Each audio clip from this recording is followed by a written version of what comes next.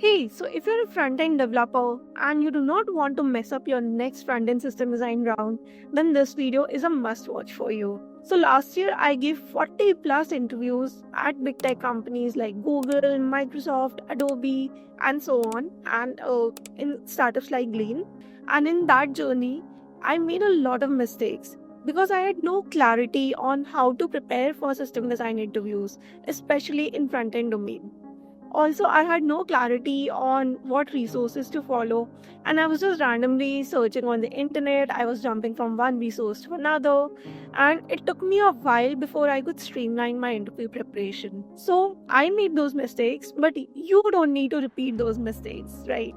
So, in this video, I will be sharing the learnings I got in 6 months in the next 10 minutes. Make sure to watch till the end. Oh, and hi everyone, I'm Shreya Prasad and I'm currently working as a software engineer too at Uber. I regularly share my tech journey on LinkedIn and Twitter, so feel free to connect with me on those platforms. So let's say that you're asked to build Facebook in your system design round. Now that's a very vague problem statement, right? Because Facebook has a ton of features like newsfeed, like notifications, like marketplace, and so on that took 20 plus years to be built. And you are expected to design the entire thing in 60 minutes. That's insane, right? Like, no one in their right mind would actually expect you to design the entire thing in 60 minutes. But this is where your thought process, how you approach the problem, comes into the picture. System design interviews are deliberately kept ambiguous, and interviewers want to assess how you approach the question, how you scope it down.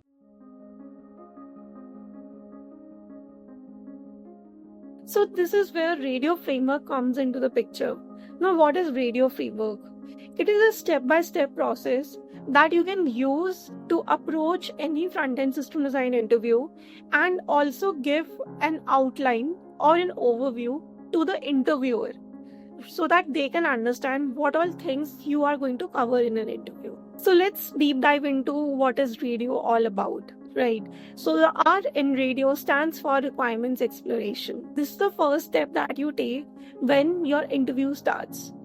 Firstly, you have to understand the problem statement thoroughly, and you have to determine the scope by asking a number of clarifying questions. Now, these clarifying questions can be divided into two parts: functional requirements and non-functional requirements. Now, what are non-functional and non-functional requirements, right?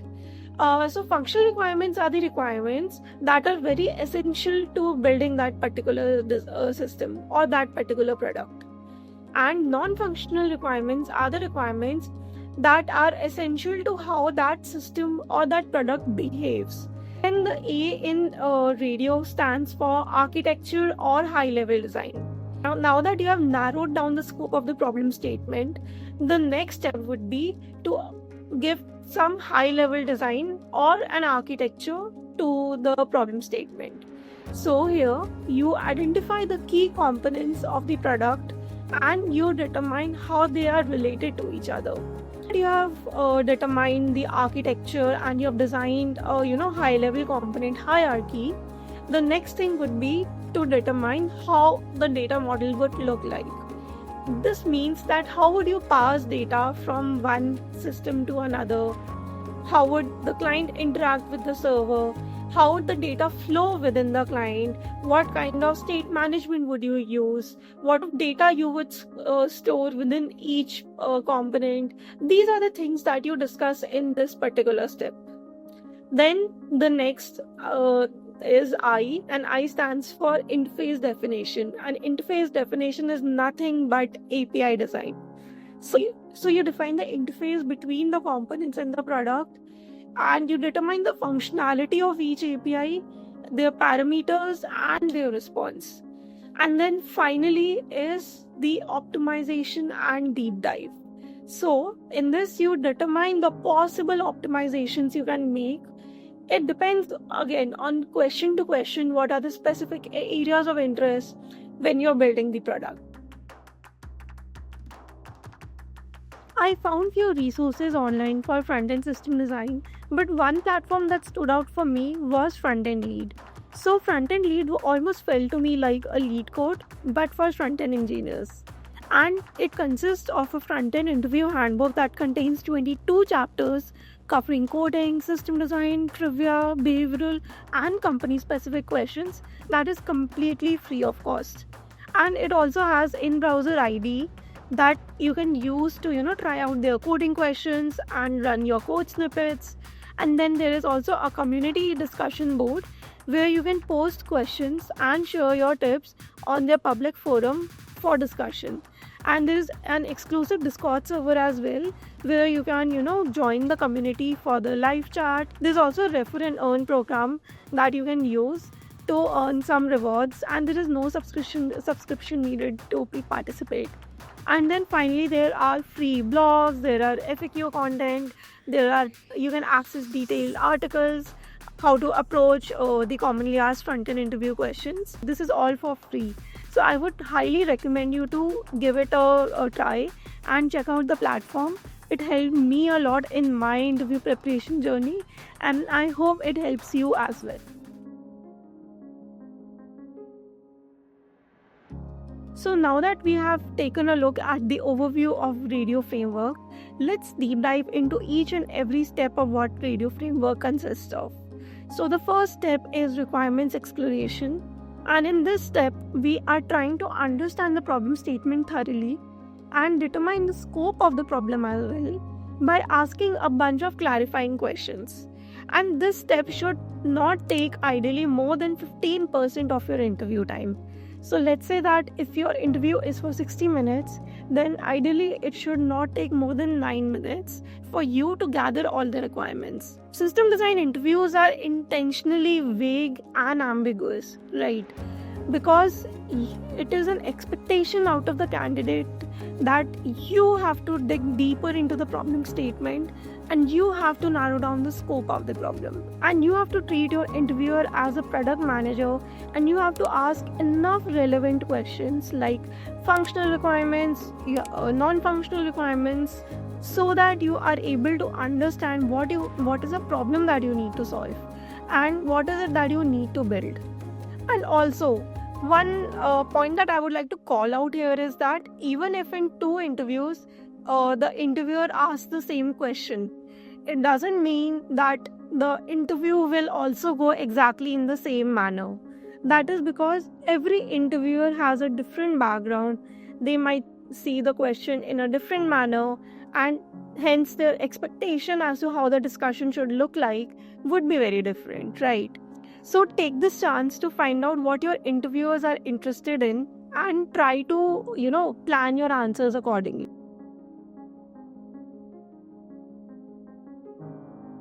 So now that you have narrowed down the scope of the problem and you have clearly defined the functional and the non-functional requirements, the next step would be to visualize how your system would look like, right? So the very first step would be to do wireframing.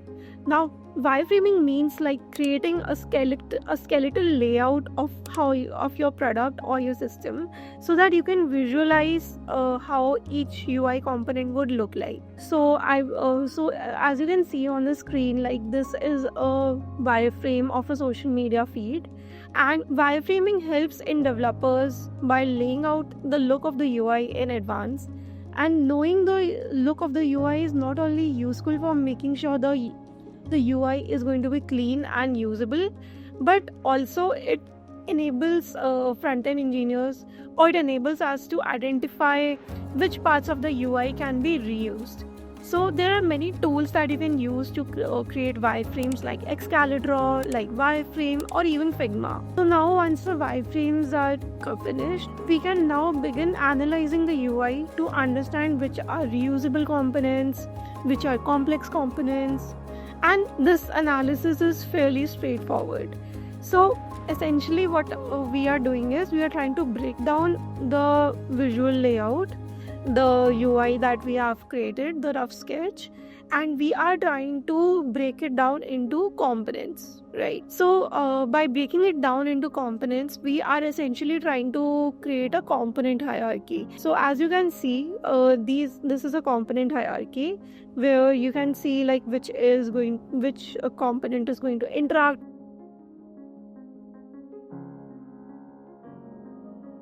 So now that we have designed our component hierarchy, the next step would be to determine what kind of data we would be storing, how the data flow would look like, and this step is called data modeling. In data modeling, we try to describe the various entities and the field they contain and the component that they would be part of. And this step should not take ideally more than 15% of your interview time. Now, since this is a front-end system design interview, so we have to think about data from a client perspective, right? And in client applications, there are two origins from which data can appear.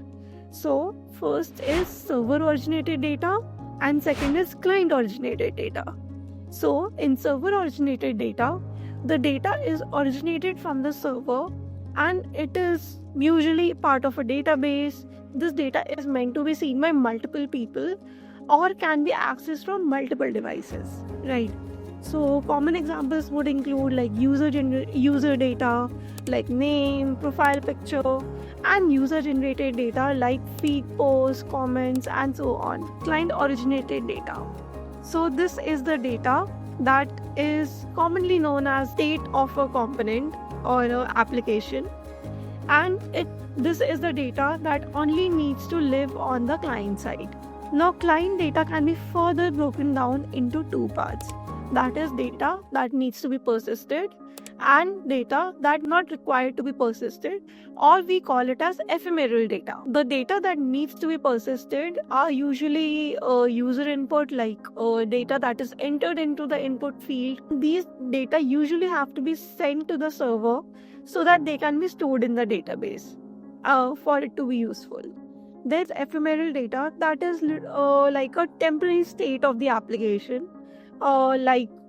It could probably be like a form validation state, it could be a current navigation tab, or whether a section is expanded or not, or whether a dark or light mode is enabled.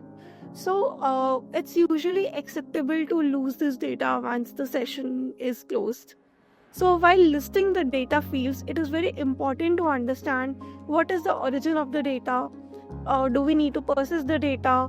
What is the type of data? A string, whether it's an integer, whether it's read only, or whether it's an array, or whether it's an object or a map. We need to determine the type of the fields, whether they need to be persisted, and what is the origin of these data. These are the things that we need to take care of at a data modeling step. Also, apart from determining the data entities, we also need to identify what all data will be part of which component, how would the props and the state would flow, the flow would look like, how would the props flow from one component to another, and so on. So now that we have defined our components and the data within each components, the next step would be to design our APIs.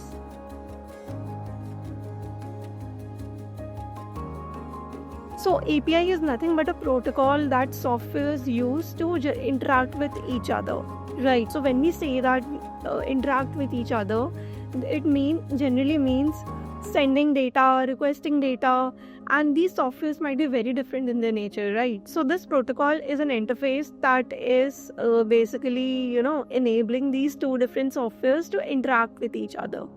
So in our case, this API is enabling our client and our server to interact with each other. So now there are various ways in which we can design our APIs, right? We have REST APIs, we have gRPC, we have GraphQL, we have WebSockets, and so on. And each API has their pros and cons. So it's very important to understand the pros and cons of using each API design and use them as per our use case. Now comes the final part of Radio Framework, and that is optimization and deep dive.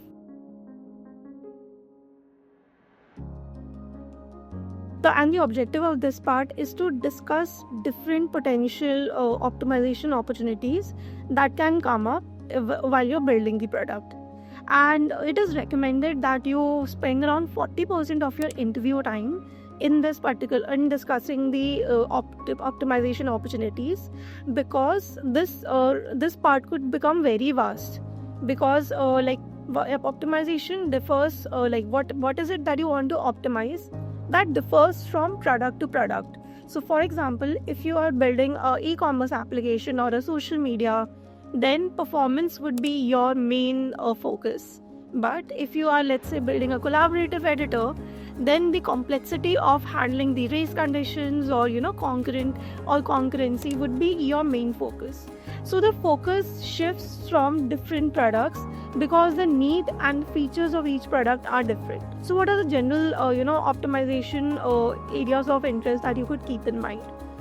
So some of them are like accessibility, like user experience, like performance, then multilingual support, then multi-device support, then security, accessibility, and so this was the framework that we discussed in order to approach any front-end system design interview and give it some structure and increase your chances of nailing that interview. So if you found this video helpful, do give a like, share, and subscribe. And do let me know in the comment section also what are all different topics you want to cover in my next video. And yeah, I'll see you next time. Bye.